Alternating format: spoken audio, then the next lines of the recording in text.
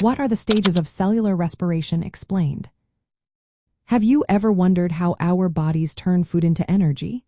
The answer lies in a fascinating process called cellular respiration. This process is essential for life, allowing our cells to convert glucose and oxygen into energy. Let's break down the stages of cellular respiration to see how it all works. The first stage is glycolysis. This happens in the cytoplasm of our cells.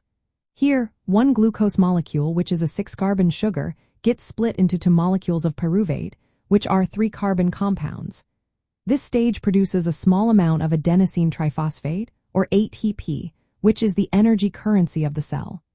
Glycolysis also generates a carrier molecule called NADH, which stores electrons for later use. The best part is that glycolysis does not need oxygen, so it can occur whether oxygen is present or not. Next up is the transformation of pyruvate, often referred to as the link reaction.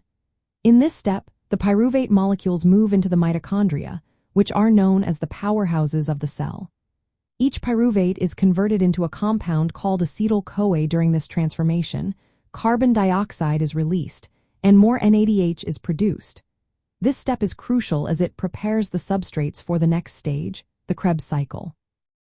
Now, let's talk about the Krebs cycle, also known as the citric acid cycle. This cycle takes place in the mitochondrial matrix. Acetyl-CoA enters the cycle and undergoes a series of reactions driven by enzymes. These reactions releases carbon dioxide and generate a small amount of ATP.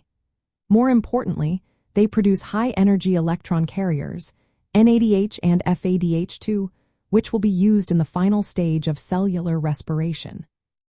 The last stage is the electron transport chain and oxidative phosphorylation. This occurs on the inner mitochondrial membrane.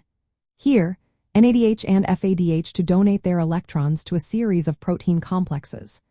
As the electrons move through these complexes, protons are pumped across the membrane, creating a gradient. This gradient drives an enzyme called ATP synthase to produce a large amount of ATP from adenosine diphosphate and inorganic phosphate. Oxygen plays a vital role here as it acts as the final electron acceptor, combining with electrons and protons to form water. This stage produces the majority of ATP during cellular respiration. In summary, cellular respiration is a multi-step process that breaks down glucose to produce energy. It starts with glycolysis, transforms pyruvate for the Krebs cycle, cycles acetyl-CoA to generate electron carriers, and finally produces ATP through the electron transport chain with oxygen. Understanding these stages is fundamental to grasping how our bodies function, as they provide the energy needed for all cellular activities, supporting the work of our organs and body systems.